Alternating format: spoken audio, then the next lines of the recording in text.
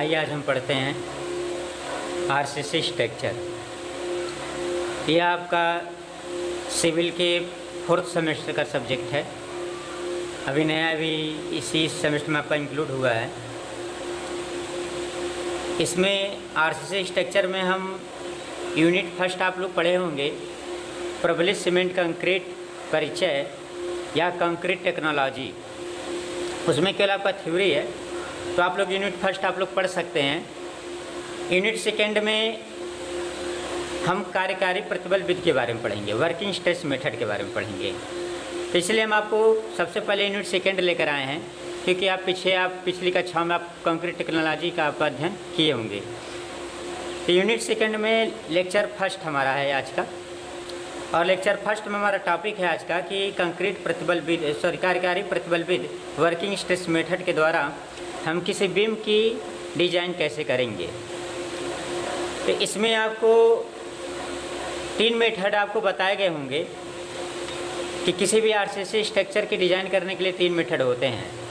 पहला होता है WSM method, working stress method. दूसरा होता है LSM method, limit state method. और तीसरा मेथड आपका होता है अल्टीमेट स्ट्रेस मेथड, चरम प्रतिबल विधि। तो हम 2 विधि से विकल्प पर हम ज़्यादातर करते हैं, वर्किंग स्ट्रेस मेथड और लिमिट स्टेट मेथड का। इस डिप्लोमा में आपका वर्किंग स्ट्रेस मेथड का केवल आपको इंट्रोडक्शन पढ़ना है, परिचय के बारे में पढ़ना है, टोटल डिजाइनिंग नहीं पढ़नी है। यानी कि प्रत्येक आरसीसी खंड का डिजाइन आपको वर्किंग स्ट्रेस मेथड से नहीं करना है। केवल आपको वर्किंग स्ट्रेस मेथड का केवल सामान्य जो जनरली जो चीज़ें हैं उन्हीं के बारे में आपको केवल अध्ययन करना है। तो सबसे पहले हम आपको WSM मेथड में इंट्रोडक्शन बताते हैं कि WSM मेथड का परिचय क्या क्या होता है और कैसे कैसे डिफाइन करते हैं WSM मेथड को। देखिए, पहला पॉइंट हमारा है कि कार्यकारी प्रतिबल विधि का प्रयोग सर्विस लोड के लिए किया जाता है। सर्विस लोड का मतलब क्या होता है? देखिए यहाँ पे लिखे हैं सर्विस लोड। सर्विस लोड का मतलब होता है कि यदि हम किसी बीम की डिज़ाइन करते हैं और उसकी डिज़ाइन हम इस प्रकार से कर रहे हैं कि प्रेजेंट टाइम में उतना लोड आ रहा है, यानी कि भविष्य के लोड के लिए नहीं करते हैं। प्रेजेंट टाइम में जितना लोड आपका आ रहा है, 10 टन का, 20 टन का, 30 टन का, जितने भी टन का लोड आ रहा है, अगर उसके लिए हम केवल डिज़ाइन कर रहे हैं तो आपका कहलाता है सर्विस लोड। और सर्विस लोड के लिए हम WSM मेथड का प्रयोग करते हैं। दूसरा पॉइंट है आपका कंक्रीट तथा इस्पात में प्रतिबलों का निर्धारण के लिए सुरक्षा गुणांक का प्रयोग करते हैं, सेफ्टी फैक्टर का प्रयोग किया जाता है। अब देखिए, कंक्रीट और इस्पात के लिए सेफ्टी फैक्टर क्या क्या प्रयोग किए जाते हैं। जैसे कंक्रीट के लिए सेफ्टी फैक्टर होता है आपका 3 और इस्पात के लिए सेफ्टी फैक्टर होता है आपका 1.78। हम सेफ्टी फैक्टर से भाग क्यों देते हैं? क्योंकि हम जानते हैं कि जो कंक्रीट की जो सामर्थ्य दर्शाई जाती है वह M15 ग्रेड, M20 ग्रेड या M30 ग्रेड, इन्हीं चीज़ों से दर्शाई जाती हैं। M क्या है? मिक्स है। M क्या है? उसकी अभिलाक्षणिक सामर्थ्य है, यानी कि पूर्ण सामर्थ्य उसकी है 15 न्यूटन प्रति mm²। लेकिन हम 15 न्यूटन प्रति mm² के लिए तो डिज़ाइन नहीं कर सकते हैं ना। हम करेंगे किसके लिए? कम के लिए करेंगे। तो कम के लिए हमने एक सुरक्षा गुणांक का प्रयोग किया है कि कंक्रीट के लिए आप 3 मानिए, यानी कि इसमें हम 3 से डिवाइड करेंगे तो वैल्यू कितना आ जाएगा? 5 न्यूटन प्रति mm²। यानी कि जब हम डिज़ाइन इसकी करेंगे तो 5 न्यूटन प्रति mm² के लिए डिज़ाइन करेंगे। आई बात समझ में? तो यह जो प्रतिबल कहलाता है इसे बोलते हैं अनुज्ञेय प्रतिबल, अनुज्ञेय संपीड़न प्रतिबल या परमिजिबल स्ट्रेस कहा जाता है। इसे हम सिग्मा CV से डिनोट करते हैं। सिग्मा क्या है? सिग्मा का प्रयोग हम तभी करते हैं जब लोड आपका बेंडिंग टाइप का आता है, यानी कि मेंबर में बेंडिंग हो, तो हम सिग्मा का प्रयोग करते हैं। या इसी को कहते हैं नॉर्मल स्ट्रेस। इस सिग्मा को कहते हैं नॉर्मल स्ट्रेस। C का मतलब हो गया कंक्रीट और B का मतलब हो गया बीम, कि बीम में हम प्रतिबल दर्शा रहे हैं तो सिग्मा CV आपका हो गया। आगे हैं 3rd पॉइंट पर। कार्यकारी प्रतिबल विधि में हम कंक्रीट तथा इस्पात में अनुज्ञेय प्रतिबल का प्रयोग निम्न तरीके से किया जाता है। देखिए निम्न तरीके से कैसे करते हैं। जैसे एग्जाम्पल, यदि कंक्रीट का ग्रेड M15 है तो सिग्मा CV बराबर 15/3 करेंगे तो सिग्मा CV कितना निकलेगा? 5 न्यूटन प्रति mm²। अगर 20 है तो 20/3 तो 7 न्यूटन प्रति mm², क्योंकि कंक्रीट के लिए सुरक्षा गुणांक लिया जाता है 3 आपका। अगला आपका है इस्पात स्टील का ग्रेड।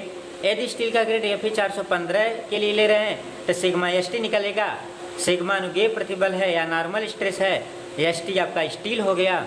415 बटे इसके लिए सुरक्षा गुणांक लिया जाता है 1.78, तो 230 न्यूटन प्रति एमएल स्क्वायर। अब आगे बढ़ते हैं कि अगला पॉइंट है चौथा कि WSM में तनाव प्रतिबल केवल इस्पात वहन करता है। यानी कि हम कह सकते हैं कि WSM विधि में जब हम प्रयोग करते हैं इसका किसी डिजाइनिंग के लिए, जो टेंशन मेंबर होता है, यानी कि तनाव टेंशन मेंबर में जो तनाव प्रतिबल आ रहा है उसका वहन केवल स्टील करता है, कंक्रीट आपका नहीं करता है।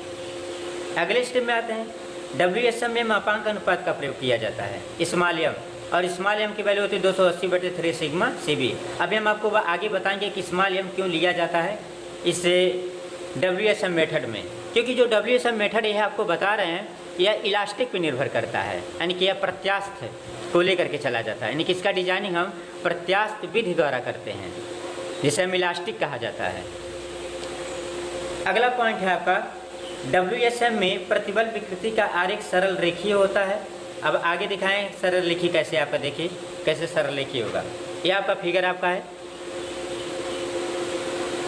दिख रहा होगा आपको, देखिए यह आपका फिगर हो गया। यह कोई मान लेते हैं बीम है, यह बीम की चौड़ाई B है और यह बीम की प्रभावी गहराई स्मॉल d है और यह बीम की पूरी गहराई कैपिटल D है। कैपिटल D में से बीम की पूरी गहराई कैपिटल D में से जब हम आवरण या माइनस करते हैं तो हमें प्रभावी गहराई प्राप्त होती है। यह प्रभावी गहराई इस्पात के सेंटर तक होता है, जहाँ स्टील लगाते हैं उसके सेंटर तक केवल होता है। अब यहाँ देखिए यह आरेख दर्शाए हैं, यह आरेख प्रतिबल आरेख है, यह आरेख विकृति आरेख है। इस आरेख को बोलेंगे विकृति, ऐसे बोलेंगे प्रतिबल आरेख। हम जानते हैं कि देखिए ये इस न्यूट्रल एक्सिस के ऊपर वाले भाग पर संपीड़न कार्य करेगा और इस न्यूट्रल एक्सिस के नीचे वाले भाग पर तनाव काम करेगा। और आप स्ट्रेंथ ऑफ मटेरियल में आप इसको अच्छी तरीके से पढ़े हैं कि संपीड़न प्रतिबल का मान यहाँ पे 0 होता है और ऊपर की ओर बढ़ करके यहाँ पे मैक्सिमम होता है, और तनाव प्रतिबल का मान यहाँ 0 होता है और नीचे बढ़ करके यहाँ पे स्टील पे क्या हो जाता है आपका मैक्सिमम हो जाता है। आवरण इसलिए लगाते हैं क्योंकि यह जल के संपर्क में स्टील हमारा ना आवे, सीलन ना हो। अब यहाँ देखिए प्रतिबल आरेख में दर्शाए हैं जब कंक्रीट का मैक्सिमम प्रतिबल सिग्मा CB यहाँ पे होगा सबसे ज़्यादा, तो उससे पहले कम होगा या और कम होगा और यहाँ पे क्या होगा 0 होगा। तो यह हम एक आरेख बनाते हैं तो त्रिभुज बनता है। अब आगे का आरेख दिखाते हैं आपको। इसमें क्या है, कंक्रीट भी है और स्टील भी है। देखिए स्टील में प्रतिबल सिग्मा ST दर्शाए हैं, लेकिन इस रेखा को डॉटेड दर्शाए हैं। क्यों? क्योंकि यहाँ का जो कंक्रीट है यह तनाव प्रतिबल को वहन नहीं करेगा, क्योंकि यह कंक्रीट किस क्षेत्र में है, तनाव क्षेत्र में है। और जब तनाव क्षेत्र में तो यह तनाव प्रतिबल वहन नहीं करेगा। कौन प्रतिबल वहन करेगा? केवल आपका यह स्टील वहन करेगा। ठीक, आगे दिखाया गया विकृति आरेख। यह आपका विकृति आरेख है। इस विकृति आरेख में यह दर्शाया गया है कि कंक्रीट में विकृति EC हो रहा है और स्टील में विकृति आपका ES हो रहा है। तो कंक्रीट में विकृति EC की वैल्यू ES के इक्वल नहीं होगा। आई बात समझ में? और चूंकि विकृति दोनों साइड में होता है इसलिए हम इसको डॉटेड नहीं दर्शाते, इसको हम पूरा लेकर दर्शाते हैं। तो देखिए प्रतिबल में यह रेखा जो बन रही है सरल रेखीय है कि नहीं है? सरल रेखीय है, इसलिए हम कहते हैं कि इसका प्रतिबल विकृति का आरेख कैसा बनता है आपका? सरल रेखीय। ए भी रेखीय है और ये भी रेखा कैसा है आपका? रेखीय। देखिए स्ट्रेट आपका रेखा आया है। आई बात समझ में? अब आगे हम इसी क्रम में बढ़ते हुए चलते हैं कि अगर हमें क्रांतिक बल शून्य रेखा निकालना हो, अभी आपको आगे उसमें बताएंगे क्रांतिक बल शून्य रेखा होता क्या है, तो हम कह सकते हैं कि संपीड़न क्षेत्र में विकृति बटे तनाव क्षेत्र में विकृति। तो संपीड़न क्षेत्र में विकृति कितनी हो रही है? XC होगा, और तनाव क्षेत्र में विकृति कितना होगा आपका? D-X होगा। अब D-X, तो XC बटे D-XC बराबर होगा EC बटे ES। EC क्या है? कंक्रीट में विकृति है। ES क्या है? स्टील में विकृति। अब देखिए इसको सॉल्व करेंगे तो XC/D-XC, और हम जानते हैं विकृति बराबर होता है प्रतिबल बटे यंग मापांक। देखिए प्रतिबल सिग्मा CB कंक्रीट के लिए यंग मापांक EC है, और स्टील के लिए प्रतिबल सिग्मा ST और स्टील के लिए यंग मापांक ES। इसको आप हल करिए तो EC बटे XC बटे D-XC बराबर सिग्मा CB गुणे ES बटे सिग्मा ST गुणे EC। अब इसको आप हल करेंगे तो कुल मिलाकर के आपका वैल्यू आएगा XC का मान, XC बराबर m sigma CB into D बटे m sigma CB plus sigma ST। अब आपका स्मॉल एम कहाँ से आया है? स्मॉल एम बराबर होता है ES अपन EC। EC है आपका ES अपन EC। स्टील में यंग मापांक बटे कंक्रीट में यंग मापांक, यंग मापांक। यहाँ से आप इसको डिफाइन कर लीजिए। इसे हम CNA कहते हैं। कौन सा बल शून्य रेखा कहते हैं? CNA। अब आगे बढ़ते हैं। WSM में तनाव क्षेत्र का समतुल्य क्षेत्रफल M इंटू AST होता है, यानी कि तनाव क्षेत्र का जो समतुल्य एरिया होगा, इस पूरे का जो एरिया होगा वह एरिया कितना होगा? M इंटू AST हम कहें, M into sigma ST, sigma ST, sorry गलत लिख दिए थे यहाँ पे, ST बराबर किसके होगा? आपका AST का, यानी कि टोटल अगर एरिया लिया जाए इसका समतुल्य क्षेत्रफल होगा M इंटू सिग्मा ST। अब देखिए, अब आगे बढ़ते हुए हम आपको बताएंगे इसमें कि बल शून्य रेखा की गहराई कैसे ज्ञात किया जाता है। ठीक है, बल शून्य रेखा की गहराई ज्ञात करना। देखिए, जो बल शून्य रेखा होता है वह दो टाइप का होता है RCC खंड में। अब आपको हम समझा रहे हैं क्यों दो टाइप का होता है। जो बल शून्य रेखा होते हैं वह दो टाइप इसलिए होते हैं क्योंकि आपका एक RCC खंड है। RCC खंड कैसा है आपका? समांगी है कि विषमांगी है? विषमांगी है, क्योंकि वह कंक्रीट और स्टील से मिलकर के बना है। जब हमारा RCC खंड विषमांगी है, अब विषमांगी का मतलब होता है एक से अधिक मटेरियल से बना हुआ ऐसा खंड। तो जब हमारा RCC खंड विषमांगी है तो जाहिर सी बात उसकी दो अक्षें होंगी, क्योंकि दो पदार्थ है तो एक कंक्रीट के लिए न्यूट्रल एक्सिस होगा, कंक्रीट के लिए न्यूट्रल एक्सिस होगा, और एक स्टील के लिए न्यूट्रल एक्सिस होगा। इसलिए हम दो न्यूट्रल एक्सिस के बारे में पढ़ते हैं। अगर यही खंड आपका RCC खंड ना होकर के स्टील का खंड होता तो स्टील खंड कैसा है? स्टील का अगर बीम बना दें तो स्टील का बीम कैसा रहेगा? केवल स्टील का बना होगा, और जब केवल उसमें स्टील का प्रयोग करेंगे तो उसका न्यूट्रल एक्सिस कितना होगा? केवल एक होगा, और वह न्यूट्रल एक्सिस कहाँ से जाएगा? उस बीम के सेंटर से जाएगा। कहाँ से जाएगा? आपका सेंटर से। आई बात समझ में? अब देखिए, न्यूट्रल एक्सिस दो पढ़ेंगे यहाँ पे, CNA और ANA के बारे में। CNA क्या होता है? RCC खंड में ऐसी बल शून्य रेखा जिसका निर्धारण करने के लिए कंक्रीट तथा इस्पात में प्रतिबलों की आवश्यकता होती है, उसे हम CNA कहते हैं। यानी कि कंक्रीट और इस्पात के प्रतिबल के द्वारा निर्धारण करेंगे तो क्या बोलेंगे? CNA। और CNA का फार्मूला होता है x बराबर M sigma CB into D बटे M sigma CB plus sigma ST। इसी प्रकार वास्तविक बल शून्य रेखा, जब RCC खंड के क्षेत्रफल के आधार पर बल शून्य रेखा का निर्धारण किया जाता है तो उसे हम ANA कहते हैं।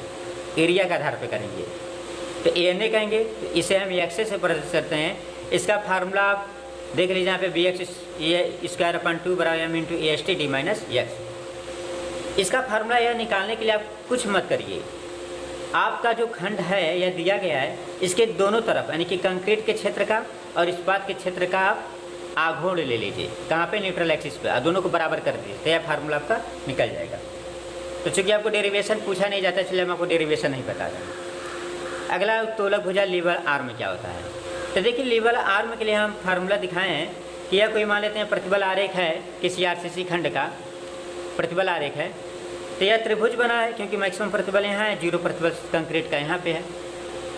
तो जब यह त्रिभुज बना है, यह दूरी आपकी x दर्शाई गई है, तो ऊपर से सेंटर तक की दूरी कितना होगा? x/3 होगा, क्योंकि त्रिभुज के ऊंचाई से जो दूरी होती है सेंटर तक h/3 होगा। और यहाँ पे इसके सेंटर से और स्टील के सेंटर तक जो आपका दूरी दर्शाई गई वह z, स्मॉल z, जिसे हम कहते हैं उत्तोलक भुजा। और यह गहराई कितनी है? स्टील के सेंटर तक प्रभावी गहराई स्मॉल d है। तो हम कह सकते हैं कंक्रीट के केंद्र पर संपीड़न बल तथा स्टील के केंद्र पर संपीड़न बल के बीच की ऊर्ध्वाधर दूरी को उत्तोलक भुजा कहा जाता है। यहाँ लिखे हैं कंक्रीट खंड के क्षेत्र के केंद्र में संपीड़न बल तथा इस्पात के केंद्र में तनाव बल के बीच की दूरी को हम उत्तोलक भुजा कहते हैं। इसे z से प्रदर्शित किया जाता है, और z बराबर होगा d में से x/3। क्या करिए आप? माइनस कर दिए, z बराबर d माइनस x/3 हो गया आपका। ये आपका उत्तोलक भुजा हम डिफाइन कर दिए। अब आते हैं अगले टॉपिक पर कि तीसरा आपका प्रतिरोधी आघूर्ण। देखिए, प्रतिरोधी आघूर्ण हम कैसे ज्ञात करेंगे? देखिए, यहाँ पे दर्शाया गया प्रतिरोधी आघूर्ण आपका। देखिए प्रतिरोधी आघूर्ण एमआर ज्ञात करने के लिए कंक्रीट के लिए अलग निकालेंगे, स्टील के लिए अलग निकालेंगे, दोनों अलग अलग निकाल जाएगा। यदि कंक्रीट के लिए प्रतिरोधी आघूर्ण निकालें तो कंक्रीट में कौन सा बल आ रहा है, संपीड़न बल। और उत्तोलक भुजा क्या हो गया, दूरी, क्योंकि आघूर्ण बराबर होता बल गुणे लंबवत दूरी, तो लंबवत दूरी के लिए क्या लेंगे, उत्तोलक भुजा।